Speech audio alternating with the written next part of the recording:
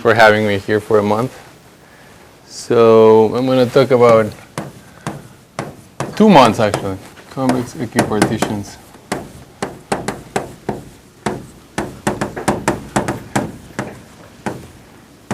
Of convex sets.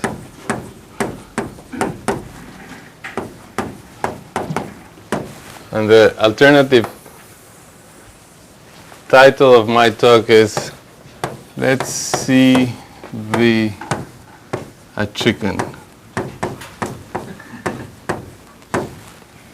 So I'll explain this joke. So it started with a conjecture. This was a conjecture of Nanda Kumar and Ramana Rao.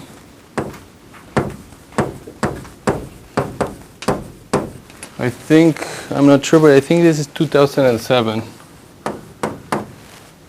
And the conjecture says the following. For any convex body, any planar convex body, K, there is a partition, so K can be partitioned into K1, is joint union K2 to Kn. For any convex body n and for any n natural number, there exists a partition such that the area of all the Ki's is the same. So this is just the area of K divided by n, and the perimeter of any 2 is the same.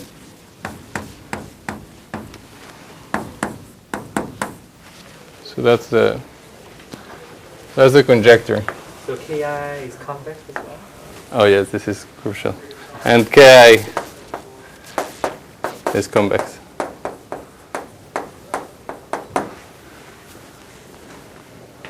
Okay, so I start with a convex figure like this, and I want to partition it into, say, 7 pieces.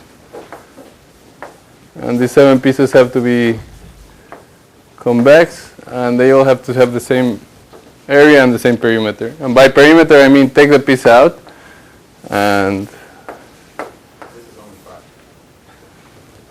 wow, this is not the theorem. How's that? 6, 7. And by perimeter, I mean the perimeter including the whole thing. So this is a common confusion. It's not just the perimeter it's not the intersection with the original convex body. Yes? It's the perimeter of this piece, as a convex body in itself. If you just consider the perimeter of the intersection, if you consider instead perimeter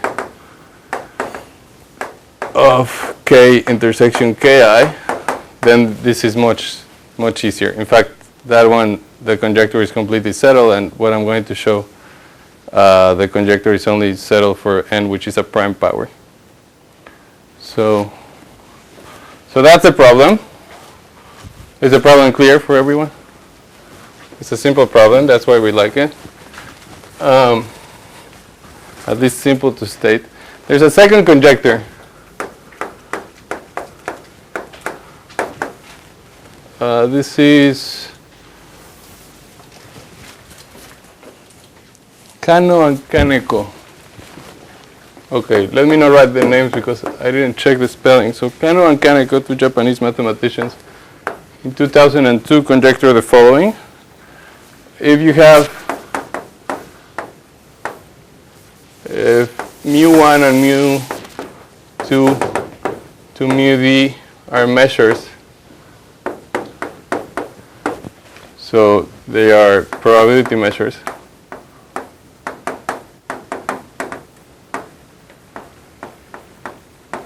and they're nice. So nice means that they're absolutely continuous, or they're limits of absolutely continuous function measures. So just something reasonable. And from now on, I'm just not going to say probability. I'm going to assume that all my measures are probability measures. Then there exists a partition into convex bodies. So now, well, now they're not convex bodies. They're just convex regions. K1, disjoint union, K2, Kn. Sorry, you're given this and a number. There exists a partition with Ki convex, and such that the measure J of Ki equals 1 over n for all I and j. So these look kind of similar because this perimeter is somehow close to a measure, but it's, in fact, we'll see this is harder. This is strictly harder. This is completely solved. And they proved, so theorem, conjecture, let's call this conjecture 2 and conjecture 1. Conjecture 2 holds for d equals 2 and n.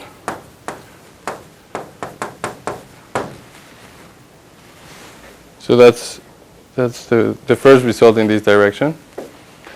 Then theorem. Well, before we go into this, so notice something. Notice that if I just choose n equals 2 in this theorem, I obtain the Ham-Sandwich theorem. So observation, n equals 2 in conjecture 2 is the Ham-Sandwich theorem.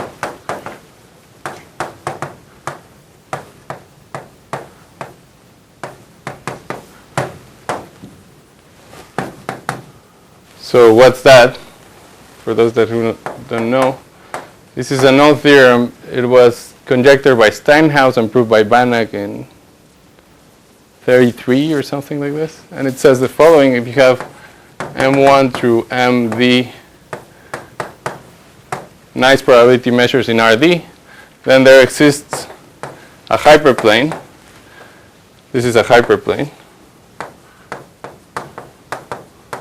And by H plus, I mean the half space that it bounds to its right. So this is H, this is H plus. And the measure of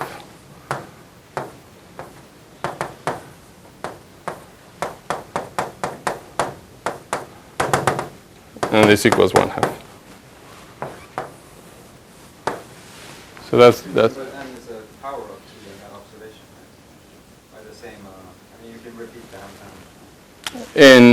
For conjecture number 2. Yeah. Yes.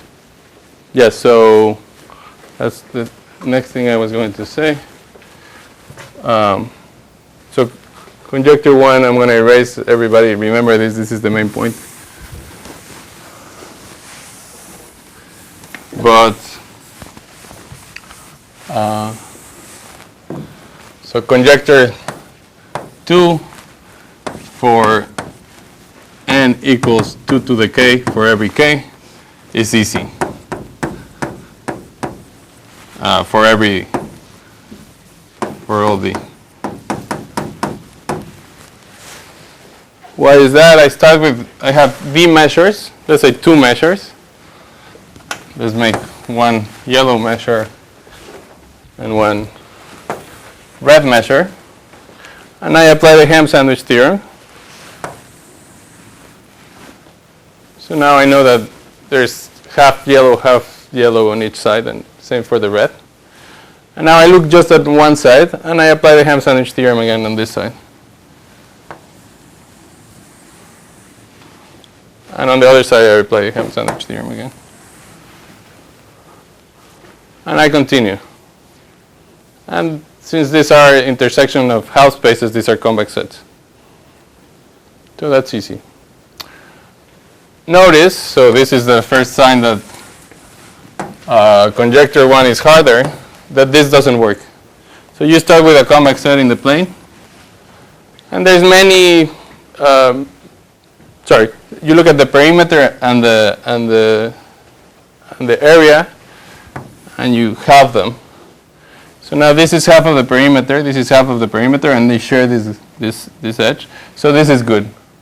So notice first thing, conjecture 1 for n equals 2 is easy. But then you try to continue, and now you have to cut here somewhere so that the perimeter of this and the perimeter of this are the same and the areas are the same, and here. But now there's no reason why the perimeter of this side should be the same as the perimeter of this side. Well, this should be the same as the perimeter of this side, and this should be the same as the perimeter of this side. So this is why it's harder.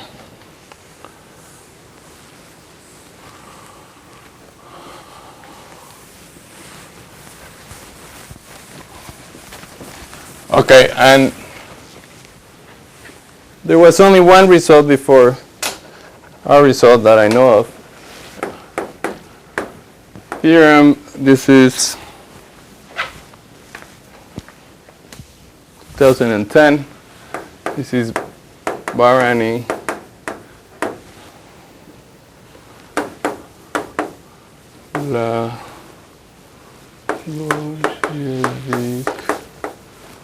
and Shooks, 2010, and this says conjecture 1 is true for n equals 3, v equals 2. So in the plane, I stated conjecture 1 just in the plane, but you can imagine a similar conjecture can be thought about for NED, and they prove it for it.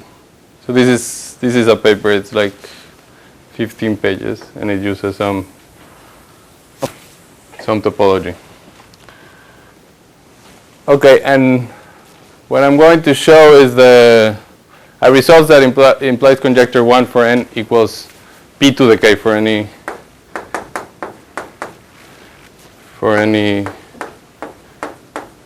prime p and any k.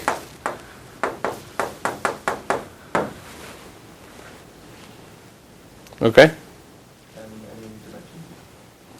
Yes, in any dimension, and in fact, that's the following thing that I want to say. So, observation.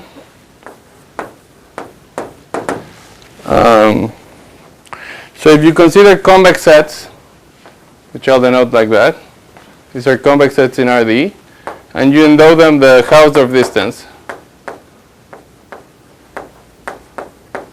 This is a metric space, and the perimeter, so the perimeter, the d minus 1 dimensional volume of the surface, is a function that goes to the reals, and this is continuous.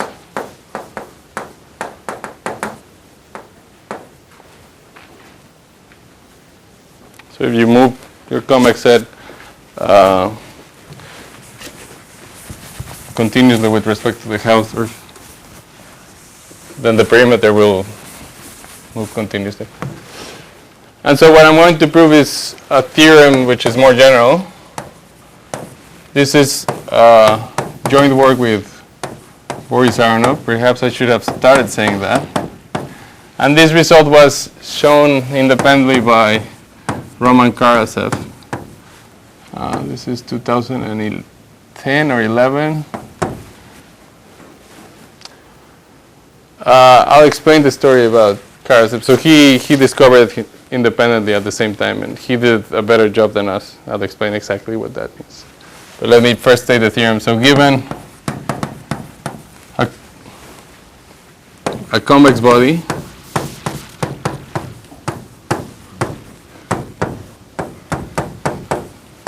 a nice measure,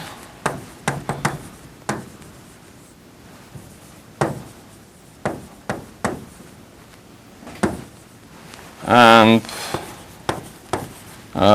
continuous or d minus 1 continuous functionals.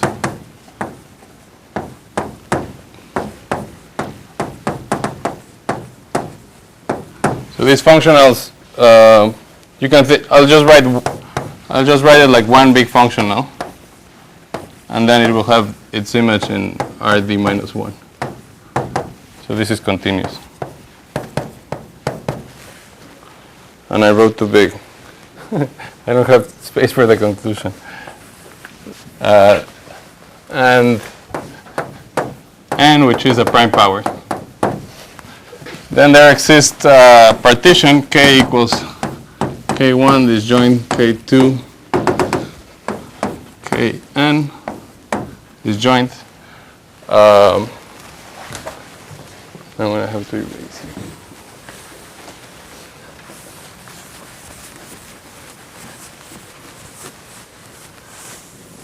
Such that ki are convex.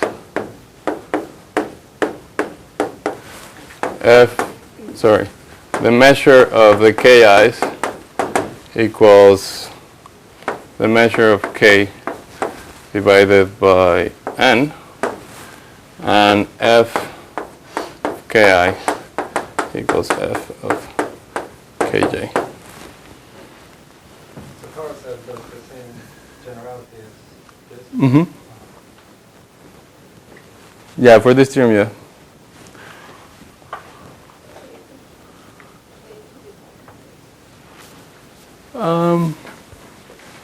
So k to the d just means a convex body in d. So this is the space of convex bodies in d dimension with the Hausdorff metric, and this is a continuous functional.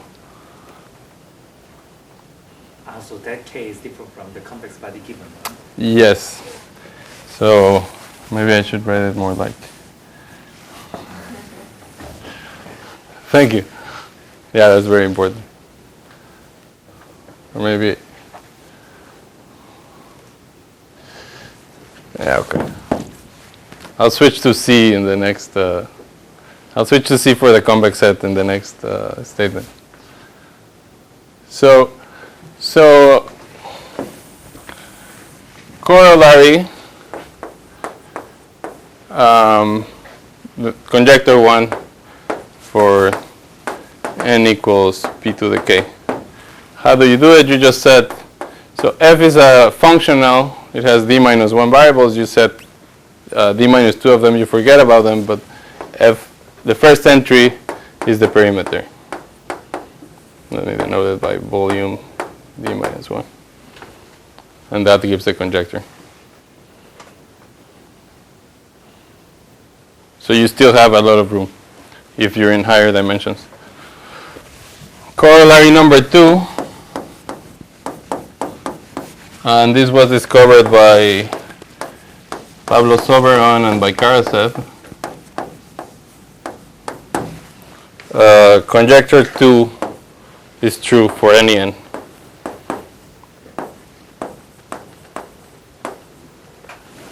So how does that work? Well, a nice measure, or an absolutely continuous measure, is a continuous functional on the space of convex bodies with the Hausdorff metric. So just set f1 to be m. So m mu equals m1. On this side I have the conjecture, and this side I have the theorem. m3 f d minus 1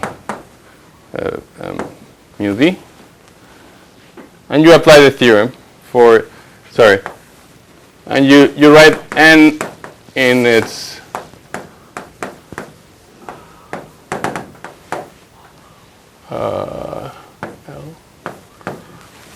you write n as a product of primes, and some of us already see how to do it. So you apply the theorem. Apply theorem for P alpha 1 first. So that gives you a convex decomposition.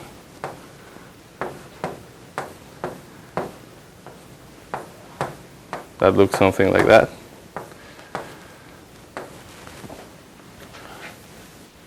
And then you go to each of these cells is convex. So you can apply the theorem again. You apply it for each cell, apply the theorem again with P2 the alpha 2, P2 alpha 2, P1 alpha 1. And you keep going. So that does it. Of course, here it was really important that the measure is additive. So this doesn't work for general continuous functionals. Okay. So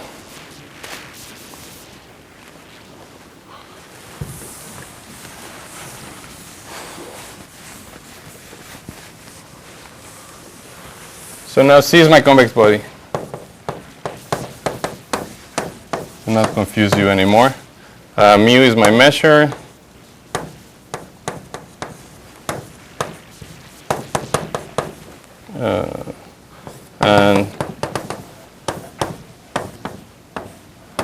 And Ci is my partition.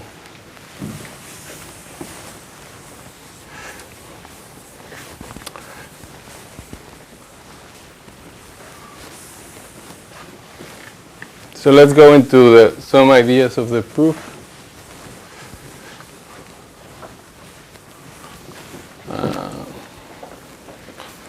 So given this, there exists, and I have a continuous functional.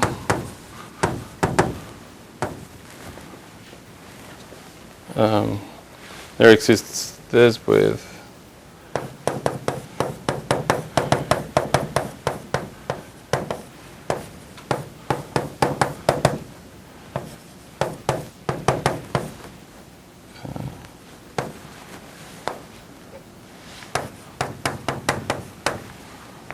and I'm going to try to now erase this statement in case someone forgets it. So that's what we want to show. So the problem, so the question is why is the problem hard? And the answer is because the space of convex partitions is very unwidely.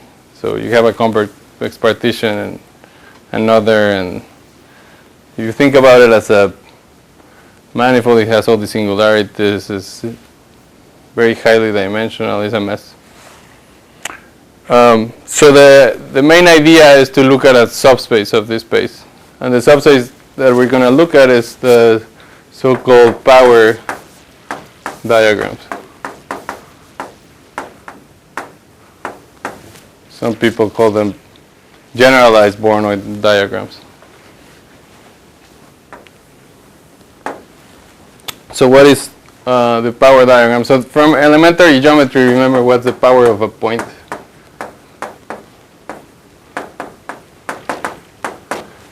So there you have a point, and you have a circle, and so this circle has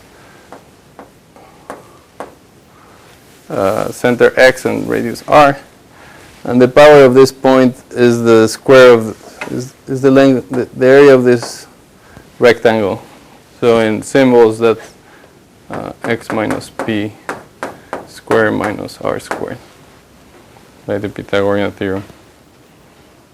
So that's the power of a point. That's just motivation. Don't worry. So I'm going to erase this. Don't worry if you didn't. So what's a power diagram? So in a power diagram, I'm giving sides, n sides, which are points. And they come with something that I will call radii, although it's not quite the radii, but I will call it the radii, which are numbers. And you look at the following function, fi of x. No, they don't have to be positive.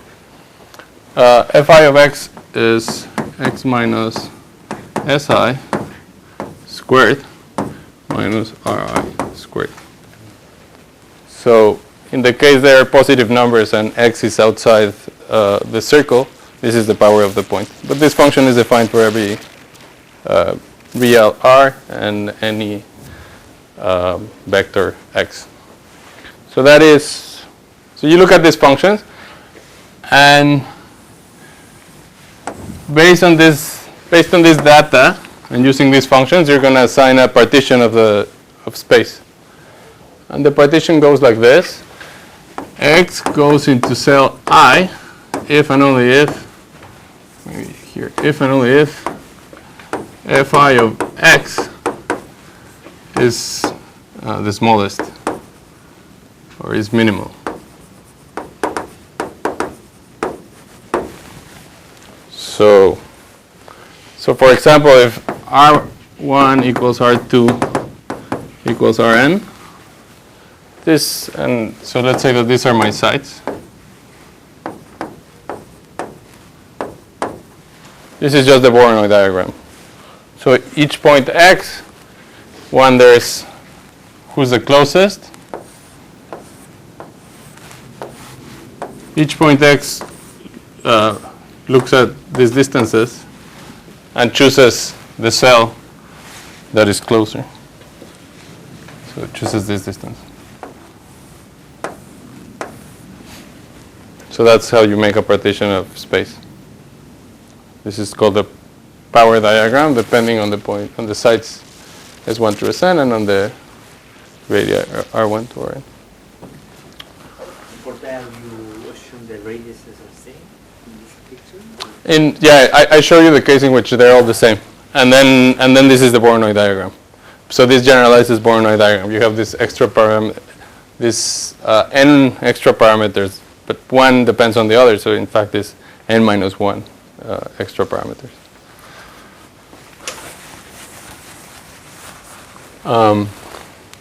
So that's the definition of power diagram. And the important thing for us is that the cells are convex. So this is a theorem or observation, I don't know. The cells of a power diagram are convex.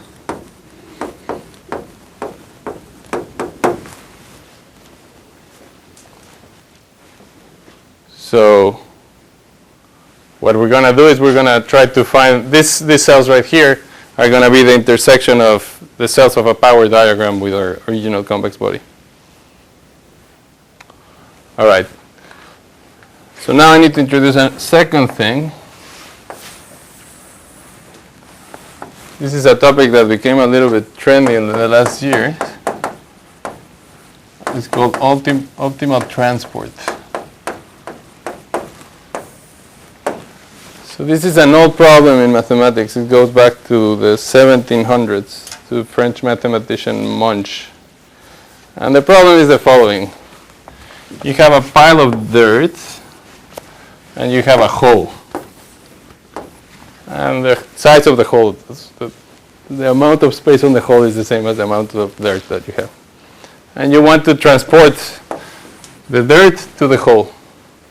But you want to do it in the most effective way. So what does that mean? It means that for every pair of points, you're going to, so let's call this x and this y, you're going to pay a price. That's the cost function. And so formally what it means you have mu x, a measure on x, mu y, a measure on y, and you have a map. Well, and you look at the minimum among all maps such that the push forward of the measure x is the measure y. And you minimize what? You minimize x comma f of x.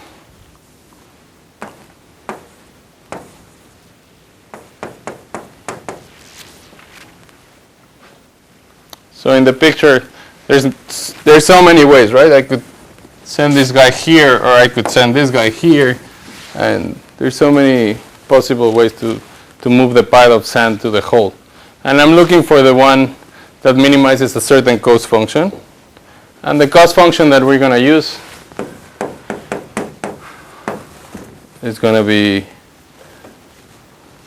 closely related to this. So the cost function is just going to be x minus y squared.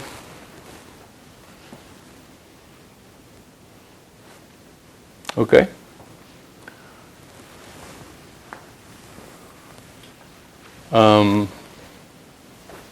Now, I should say a little bit, this function does not always exist for every cost function. So it was fairly recent that people realized that under decent conditions and mx and mu x and mu y, this exists as a function. So the optimal transport problem asks for a measure whose marginals are these measures and satisfies something very similar to this.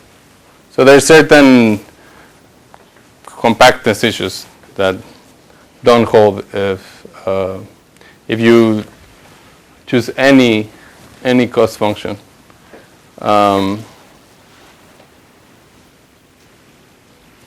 Okay, I won't go too much into technicalities about optimal transport. So theorem.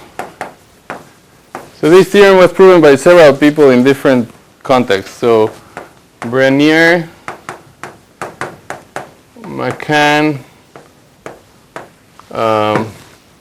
this is I think 89, this is 94.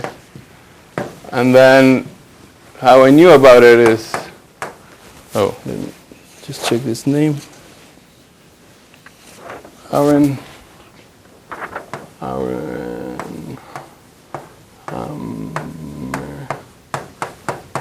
Hoffman and Aronoff.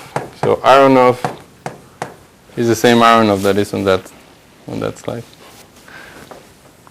And this is 93, I think, or 98. So these guys are computer scientists. This guy does PDs. This guy does also analysis. But so this is a very different context. This theorem was discovered in different contexts. And I will state a mixture of all of them. So let mu x be an absolutely continuous measure. And mu y, a finite measure.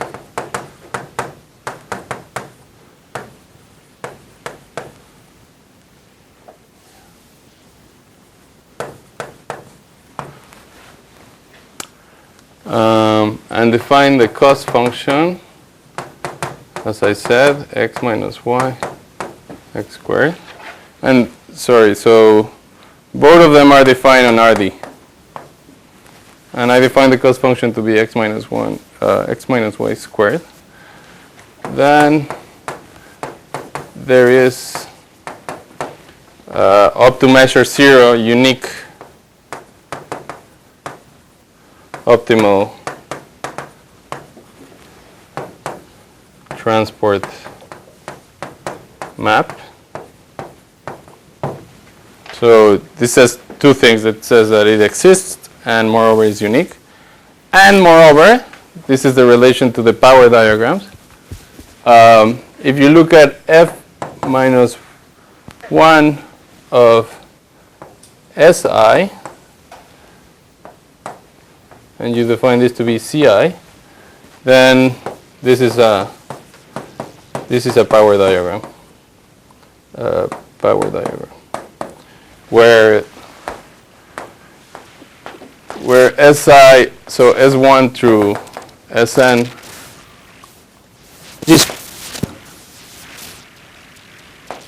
is the support of mu y. So I said finite measure, I should have said finitely supported.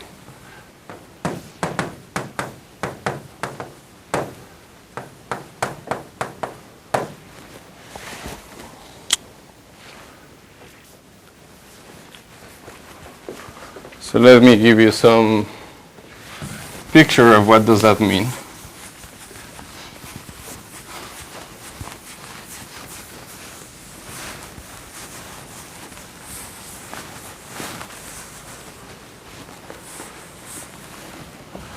So what does this mean? It means that I start with mu x is going to be my one measure. This is absolutely continuous. I'm always talking about probability measures. And mu y is going to be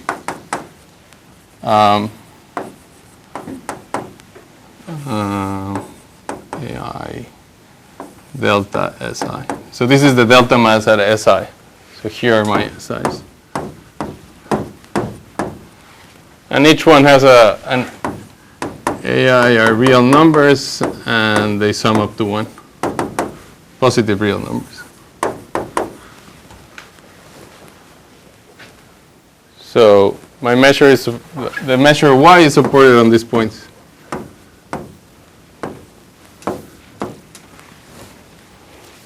And then I set up the optimal transport problem. So I want to push mx to my, meaning for every point here in the support of the yellow measure, I want to assign 1 point, one of the sides. Yes? So for every point here, I want to assign 1 point there. For every point here, I want to assign 1 point there. And I want that the amount that is assigned to this point, the amount of yellow that is assigned to this point, is precisely, so let's call this point Si, then this amount is Ai.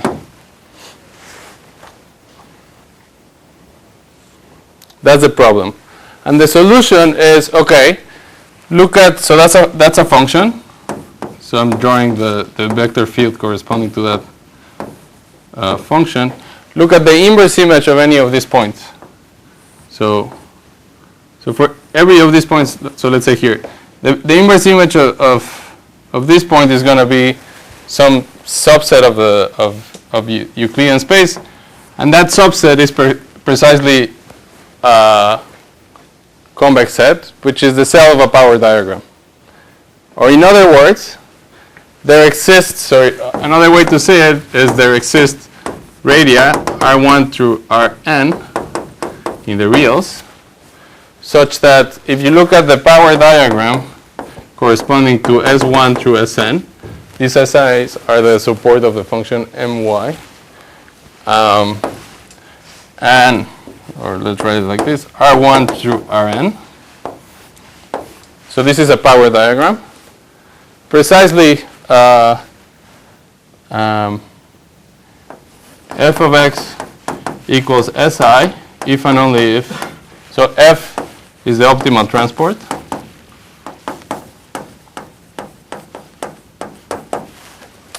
And Si is one guise of the support. So this f of x equals Si if and only if x is in the cell I of this power diagram. So this is a nice sort of correspondence between discrete measures and power diagrams. And this goes back to a theorem of Minkowski about convex polytopes. That's where this game started. So is this clear? This is the crucial idea. From here on is some topology. But this was the crucial idea that we had, or some of us had, maybe the other of my co-authors. He suggested I look at this paper. So this is the most important part. If you want to remember something, you should remember this. Maybe something else. I'll point out what else. Okay, so now, oh, maybe I shouldn't have it. Well, it had too many words. I think the picture expresses better the idea. So now, let me sketch the strategy. So I have mu. That's a measure.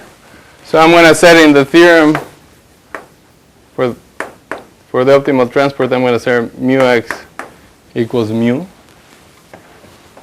And I'm going to pick endpoints. So I have n given here. And just pick endpoints. So P1, sorry, S1 through Sn in Rd. And consider the following measure for mu y. I'm going to do the sum of delta masses. So I choose these AIs to be exactly 1 over n.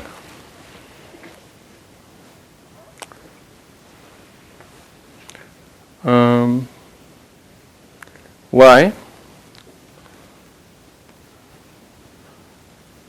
Okay, there's a technicality, but assume that this measure this is really not important. It's supported on K, on C, on the convex set C. If not, you just intersect and you have to renormalize. It's really silly. So that's not important at all. And I'm going to consider the optimal transport. So this is a map from Rd to Rd. And it's the optimal transport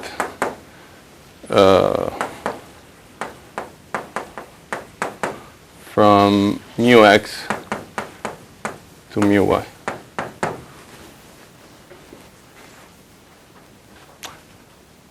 So by the theorem, this corresponds to a, so by theorem, this corresponds to a power diagram.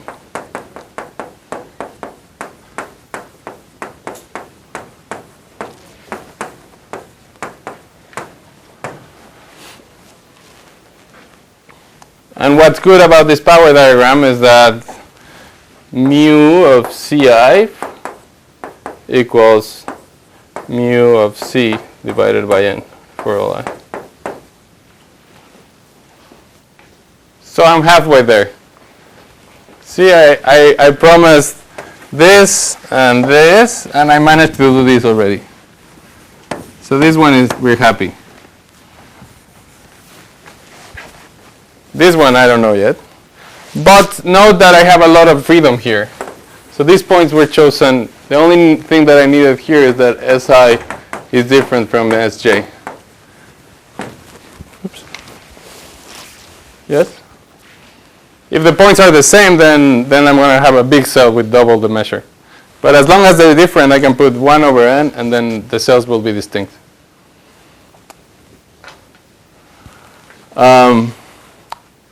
Okay, so now the idea is move around the points and find somewhere where the second condition is satisfied. So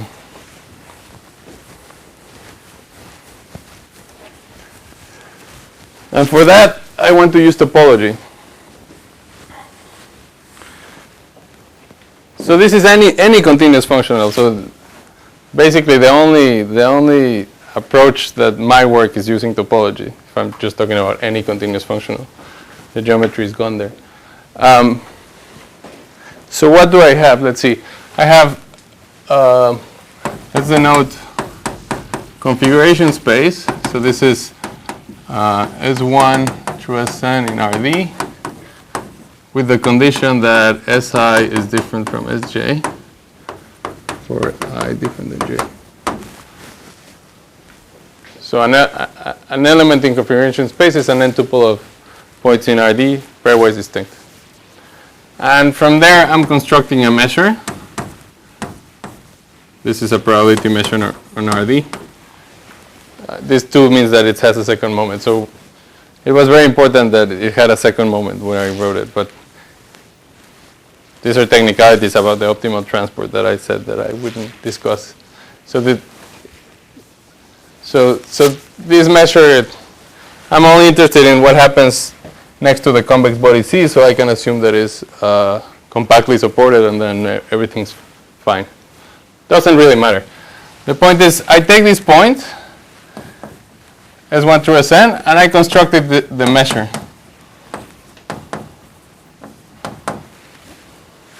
Which is just the sum of delta masses normalized with the same weights to be a probability measure. And from here I created a power diagram, so that you can think of as a point in there, meaning From here to here, you just have the identity, and this Rn represents the radii of the corresponding power diagram. This so implicit here was I solved the optimal transport problem. I applied that theorem, and I found these Ris. From here, so this is the data that I need to make a power diagram, and then I have a power diagram. So this is the space of convex bodies in the dimensions, and I have n copies of that. A power diagram has n convex bodies, one for each site. And everything here was continuous, and then at the end, I apply this functional.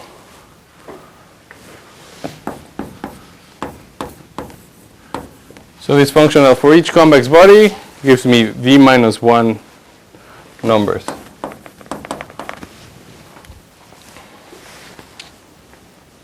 I have n convex bodies, and I have, so then I have this map. But since as I said, I want to use topology, so from all this mess, I just want to remember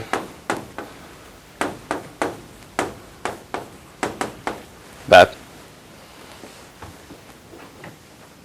So there's a function, and it's continuous.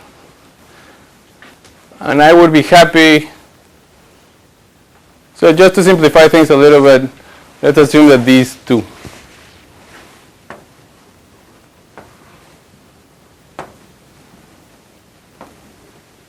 This is not real simplification.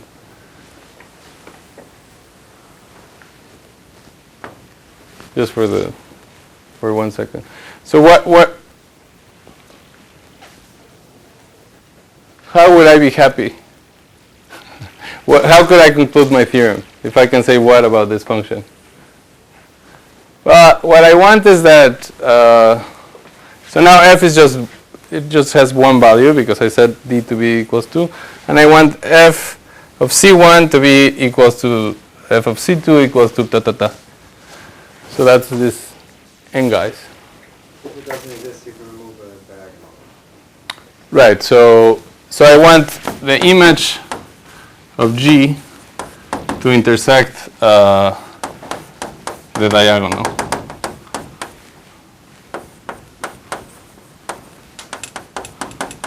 Right? If I intersect the diagonal, that means that all these functionals are evaluating to the same thing. In the original thing, that all these convex sets have the same perimeter. So I would like to show that any continuous function from configuration space to Rn intersects the diagonal. But this is hopeless, of course, because, for example, the continuous function that goes to a constant which is not in the diagonal exists. So I need, when I said let's throw all this mess away, I need to throw everything with one little thing. And that's what I call, and this is the second idea you should remember, the hidden symmetry.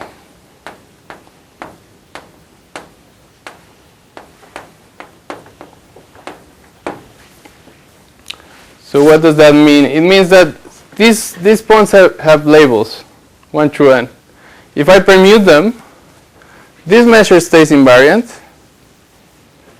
These numbers change accordingly to this permutation. So I have the symmetric group acting on Rn and acting on the points of this configuration. And at the end, I have these guys just permuting labels, which when I look at this functional permutes this coordinate axis. So in other words, this function is Cn equivariant.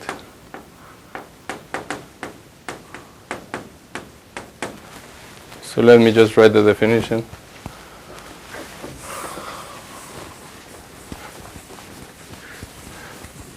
Of Cn equivariant, I have Sn acting on Fn Rd by relabeling.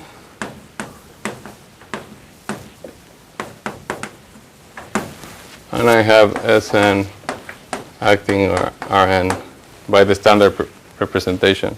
So I just permute the coordinates here.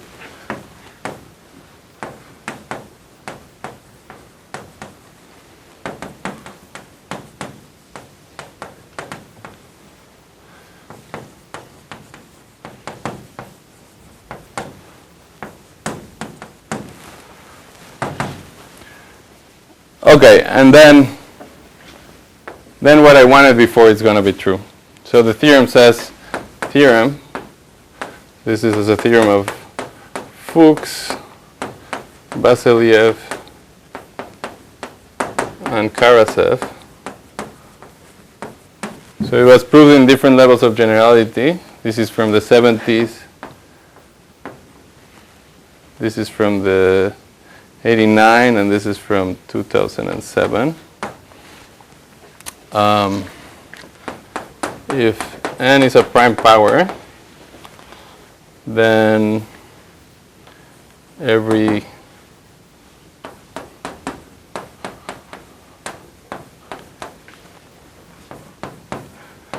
so I'm going to do it in general dimension.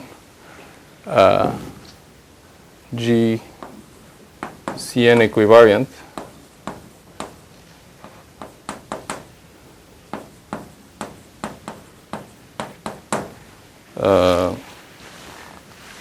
the image, so the image of G intersects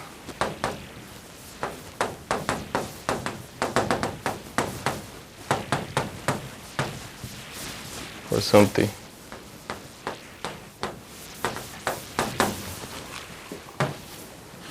Where equivariant means that G of sigma x equals sigma of gx. This is just definition of equivariant. Sigma is element in the group.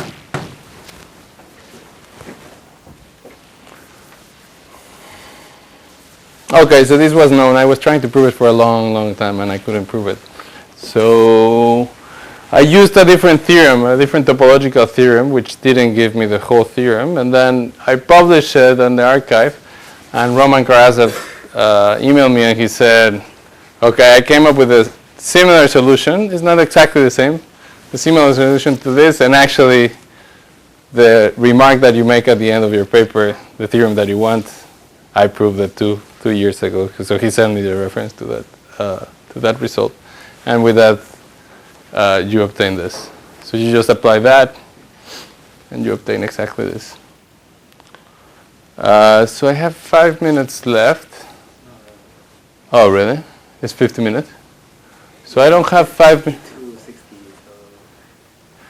Well, I was going to, but I was going to make like, either talk a little bit about this proof or about something else. Or maybe I should finish here. And thank you for your attention.